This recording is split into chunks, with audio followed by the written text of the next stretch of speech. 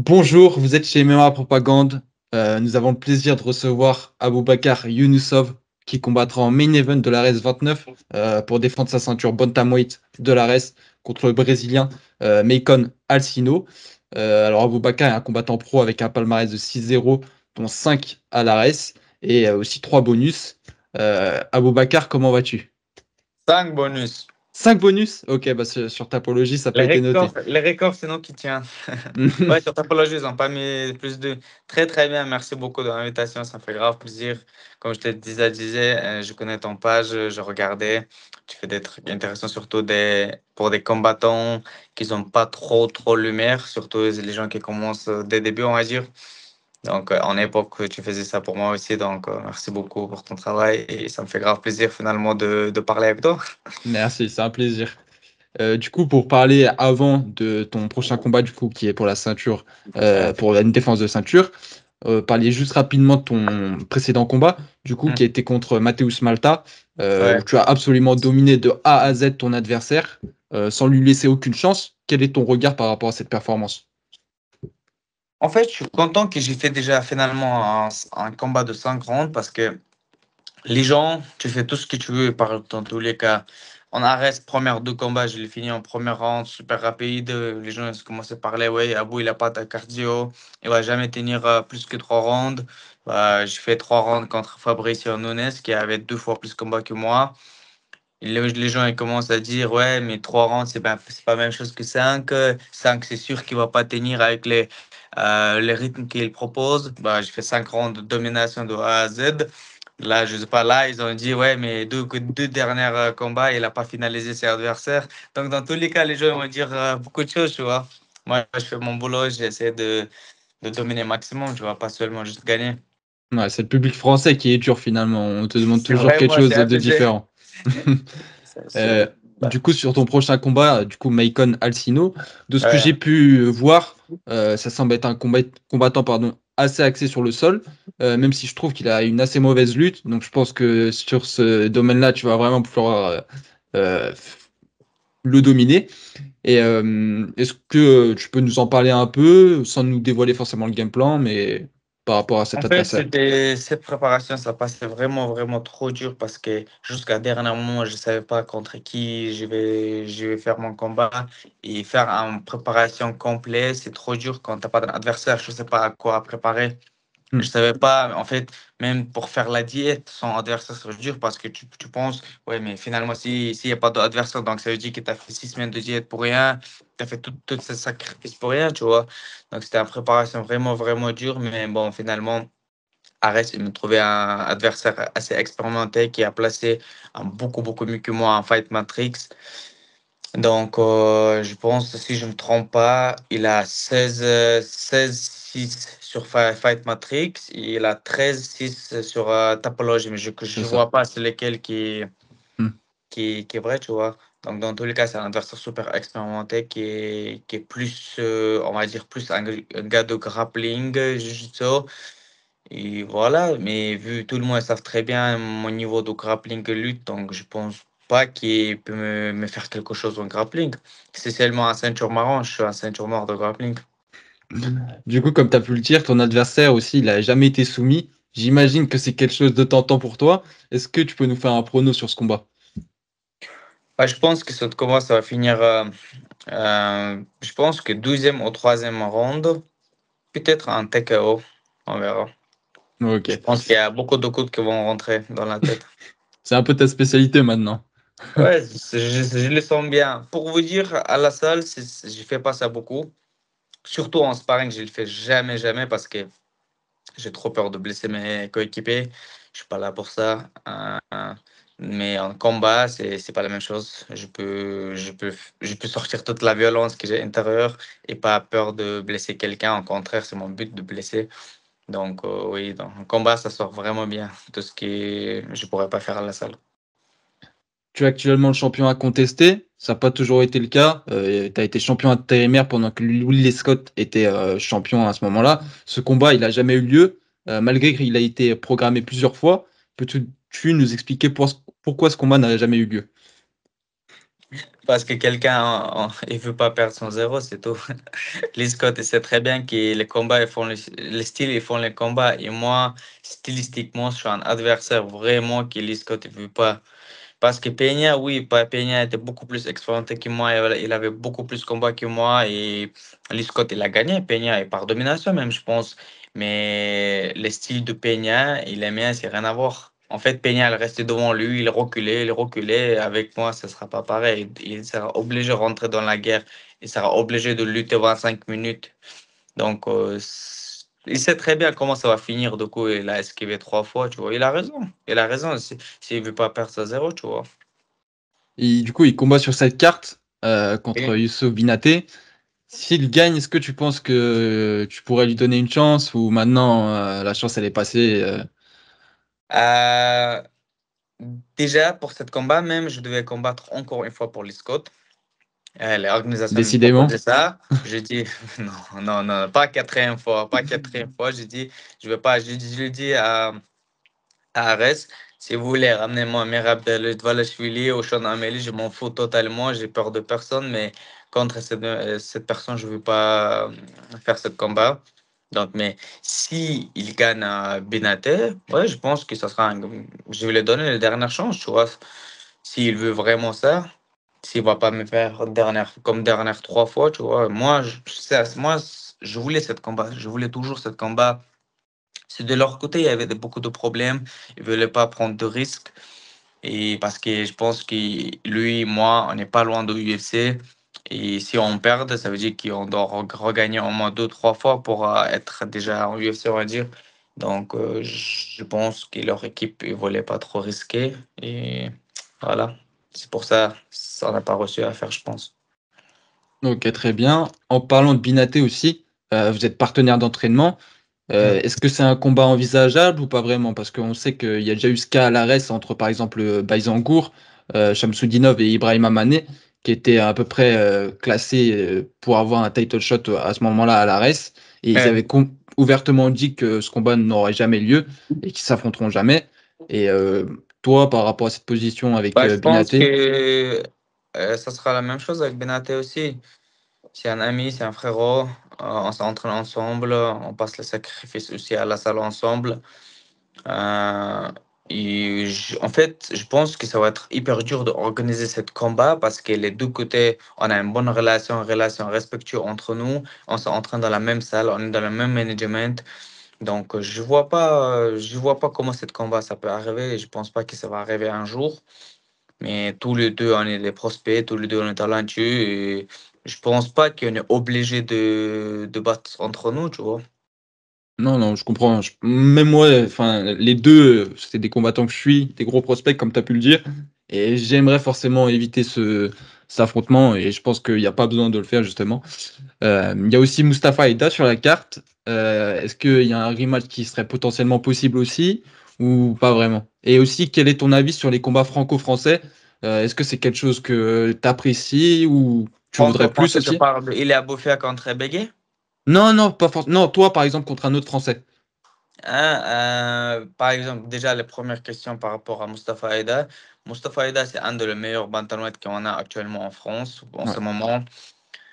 Euh, bah, en fait, s'il y a un prétendant qui mérite son chance pour la titre, pour moi, c'est pas un problème.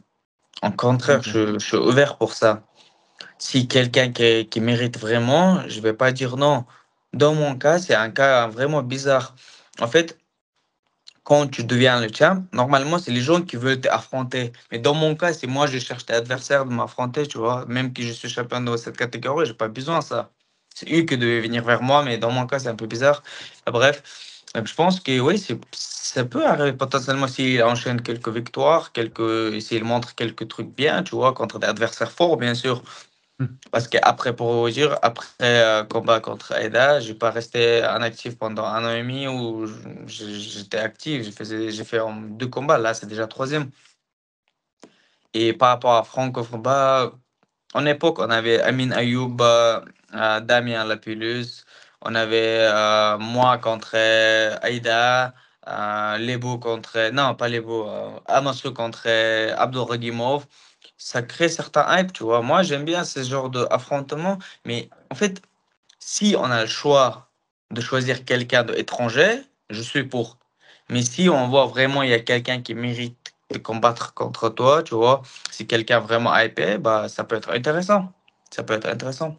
Donc, t'es pas fermé à l'idée. Ouais, voilà. Donc, si ça arrive, ça arrive. Si ça arrive pas, je m'en fous, tu vois. Ok. Voilà. Il y a eu aussi beaucoup de critiques sur les réseaux concernant le matchmaking de tes derniers combats. C'est quoi Ouais. ton avis sur ces critiques et sur le matchmaking qui t'est proposé par la RS? Ok, on commence par la première qu'ils ont donnée. C'était Fabricio Nunes qui s'appelait. Il avait 9-1, si je ne me trompe pas. 9-1, où moi j'avais 4-0. Donc le mec, il a presque 3 fois plus de combats que moi. Et en plus, on a regardé les palmarès. Il a battu des gars bien, tu vois. Et je devais combattre contre Lee Scott. J'ai fait une préparation, je casse les mains. Donc, j'ai passé toute la préparation avec main cassée. Pour vous dire, j'ai fait le sparring avec une seule main. Genre, pendant toutes les camps, avec une seule main. Et j'arrivais rien à faire avec ma droite. Et là, Lee Scott, il est out. Moi, je pourrais me dire, ouais, je suis blessé, j'ai un petit bobo, je ne veux pas cette combat. Tu vois, je pourrais, bien sûr, faire ça. Mais je préférais de rester actif et attendre personne et combattre. Et je dis à l'organisation Ares, je m'en fous totalement. Juste envoyez-moi un contrat pour cette date et je vais régler le reste. Euh, Moi, j'ai reçu un contrat contre un adversaire qui peut m'apporter quelque chose qui avait 9-1, que moi j'avais 4-0 déjà dit. Et voilà, je l'ai battu, tout va bien, un short notice, tu vois, comme m'a cassé. Bon, je repars préparation, en autre préparation contre l'ISCOT qui devait faire 26 septembre. Je fais la préparation, le mât il est encore cassé vu que je le refrappe, j'arrive, je ne laissais pas gérer, guérir, ça se dit comme je sais pas. En fait, je ne laissais pas passer le douleur, on va dire. Ah, ok. Je refrappais et j'avais toujours main défoncée, tu vois, je te jure, j'arrivais rien à faire d'auto, j'arrivais même pas à faire correctement les pas d'ours parce que les coachs me frappaient avec pas d'ours, ça me faisait super mal. Ouais. Je me prépare comme je peux. L'ISCOT est out 12 jours avant le combat, encore une fois. Pour vous dire, j'habite pas à Paris, j'habite à 1h30, 12 heures de Paris, ville de Troyes qui s'appelle. Donc, je loue l'appart, je passe toute la préparation loin de ma famille. Pendant 8 mois, j'ai resté à Paris. 8 mois juste pour préparer contre Lee Scott. Avec des problèmes, avec des blessures cassées. J'ai dépensé énormément d'argent. Et les gens, ils voient pas ça. Il n'y a personne qui Mm. voit, qu'il y a que moi qui vois ça parce que je sais tous les sacrifices que j'ai passés pour ces combats. Pourquoi, au cause d'un adversaire qui a refusé un combat, moi aussi je dois refuser. Je dois attendre un adversaire qui ne veut pas m'affronter. C'est déjà la troisième fois. Je dois attendre encore 1 an, 2 ans et perdre les années actives que je pourrais rester. Mais c'est pas logique. Moi, j'accepte toujours les adversaires que l'organisation me donnait. Et je demandais depuis que j'avais 12-0. Depuis que j'avais 12-0, je demandais des adversaires qui avaient 30, 20, 25 combats en pro. C'est vrai. Quand j'ai gagné le premier combat à Arès, j'ai demandé Demar Peña qui avait plus que 20 combats. J'ai demandé Mustafa Aida qui avait plus que 10, ou je sais pas. J'ai demandé Ilyas. Ilyas. Boukhtezam? Oui, oui, voilà, j'arrive pas à dire son nom. Je demandais lui qui avait à peu près 30 combats, mais moi j'avais seulement 2. Pourquoi personne ne m'a pas dit, ouais, mais pourquoi tu as affronté ces genres de personnes? Moi, je faisais toujours, tu vois. Même blessé, pas blessé, difficulté, pas difficulté. Contre Mustafa Aida, les combats, ça s'est annulé 3 fois. C'est Je vrai. me préparais 3 fois. Je me préparais 6, 7 mois, 6 mois contre Mustafa Aida. Et je me préparais contre un adversaire qui avait 4 fois plus de combats que moi. Il n'y avait même pas de quelques semaines, j'ai perdu mon grand frère.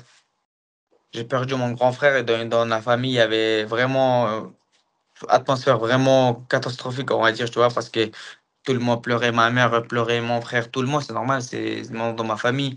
Et malgré tous les sacrifices qu'il y a un père, frère perdu, tout, je me suis sorti contre Aida qui avait 4 fois plus que moi et deuxième round, KO. En fait, les gens, ils ont, je sais pas, ils ont une mémoire vraiment, vraiment courte, tu vois. Je Mm. peux faire tout ce que je peux faire beaucoup de trucs, mais ils vont dire, ouais, mais il a combattu brésilien. Mais et alors, il a 4, 5 fois plus de combats que moi. Je suis pas, pourquoi les gens oublient que moi, je viens de commencer, j'ai que 6-0. Bah, Quand j'ai combattu Nunes, j'avais 4-0. Quand j'ai combattu Aïda, j'avais 3-0. Pourquoi les gens oublient ça? C'est ça, je comprends pas. Voilà. Bah, c'est surtout, comme tu as pu le dire, c'est qu'il y a aussi il y a du contexte autour de ce matchmaking. Il y a beaucoup de, comme tu as pu le dire, des désistements. Donc forcément, il faut trouver un adversaire dans les temps. Et forcément, Exactement.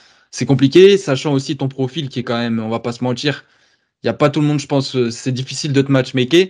Peu de gens veulent prendre le risque. Donc forcément, ça, c'est un tout. Et je pense que les gens, comme tu as pu, ceux qui critiquent, forcément, ils prennent pas tout ça en compte. Pour eux, c'est juste Ouais, bah, c'est un énième Brésilien, c'est ça. exactement. Eux, ils voient tout ce qui se passe dans les cages, c'est tout. Hors de cage, il y a beaucoup de choses. Il y a vraiment beaucoup de choses. Et Ares, ils peuvent pas me trouver un adversaire, un top 5 de UFC 10 jours avant le combat. C'est impossible. Aucun adversaire, aucun combattant, aucun combattant qui a dans top, on va dire, top 100 de Fight Matrix ou top 150, ils vont pas accepter combat contre moi en short notice. Jamais, c'est impossible. Parce que ça, ils ont quelque chose à perdre. Mm. Même ceux-là, ils ont trouvé un adversaire qui a beaucoup, il est 148e en mondial, que moi je suis 253. Pourquoi personne ne parle pas de ça? Fight Matrix, quand même, c'est un classement mondial. Pourquoi personne? Ils voient juste un drapeau brésilien. Ah oui, c'est un Brésilien qui est sorti de favela, qui a rien à voir, qui a battu de chevres. Il est sur le 6 win streak. Dernière deux adversaires 7-0 et 16-3 qui a battu. Franchement, c'est deux fois les gens parlent, mais il n'y a aucune logique ce qu'ils disent.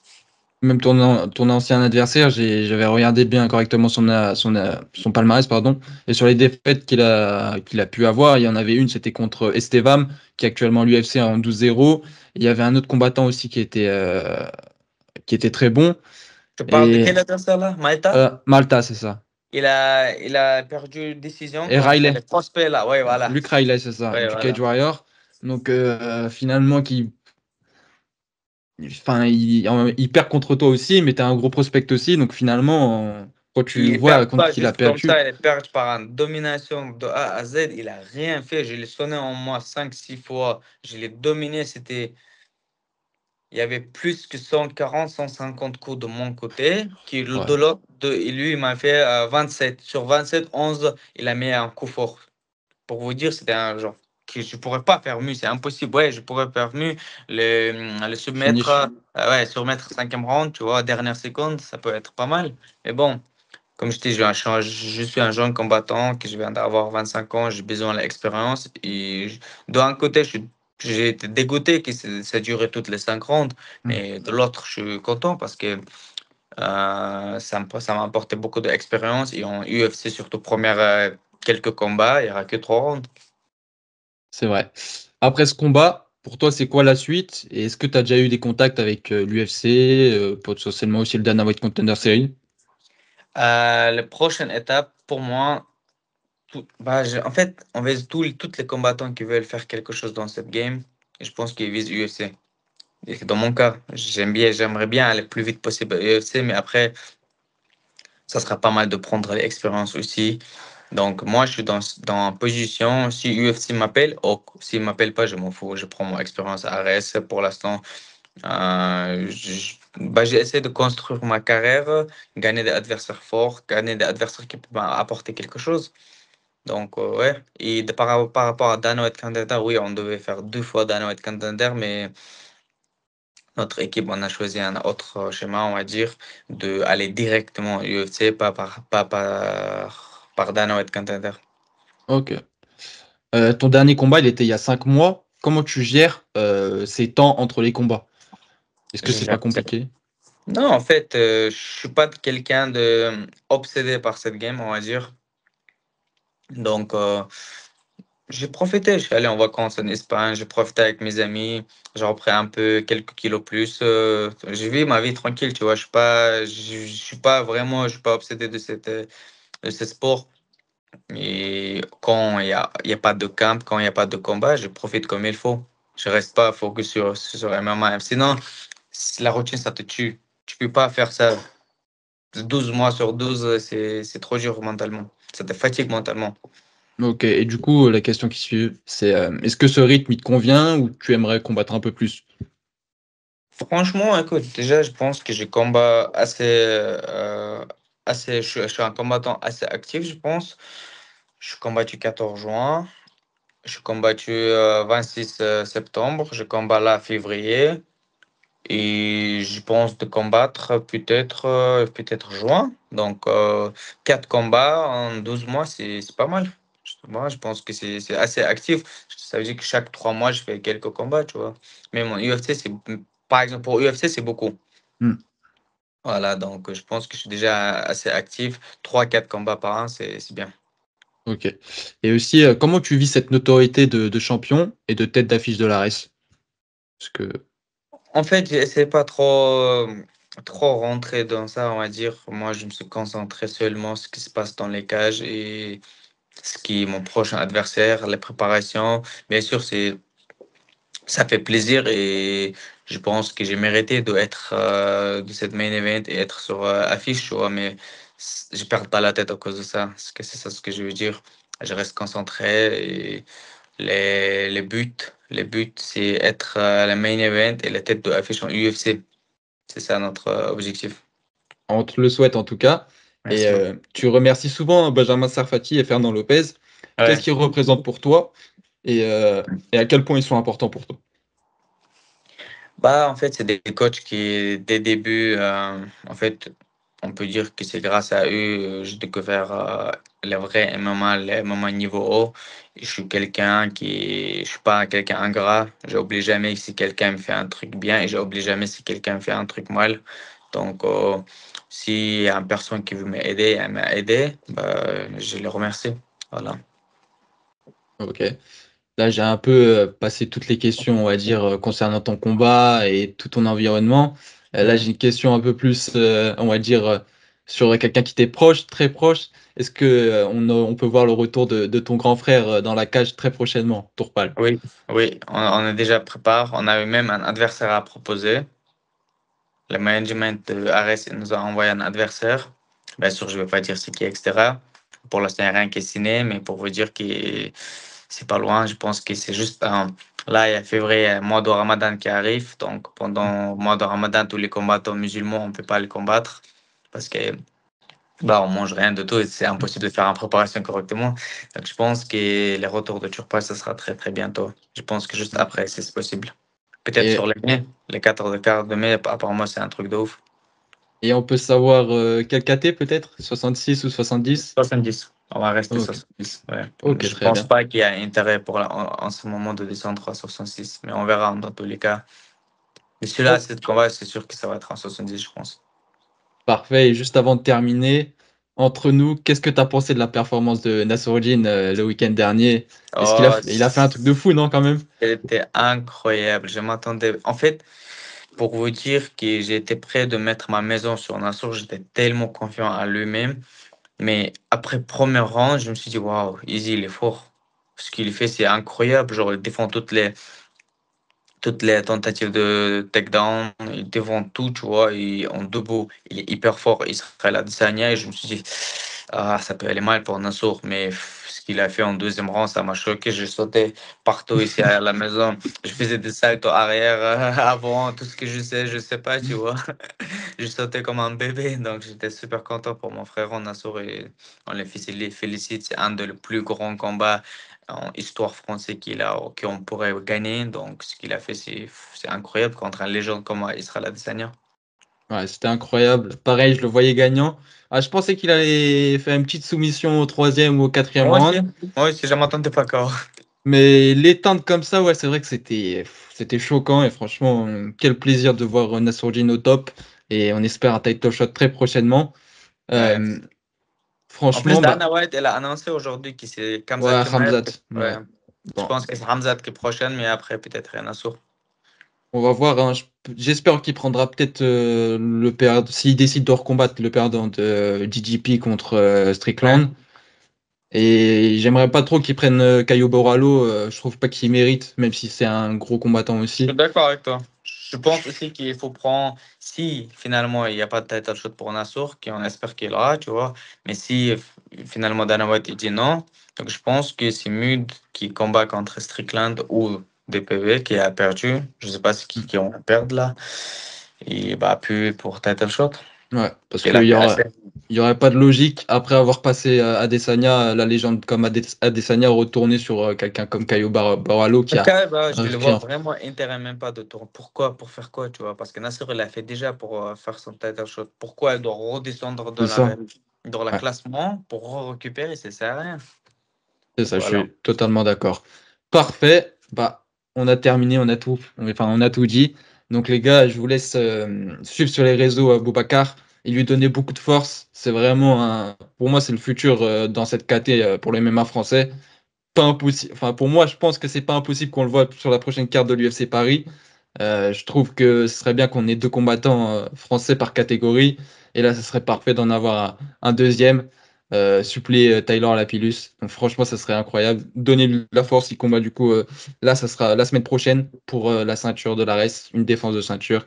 Et on se retrouve pour une prochaine vidéo. See you.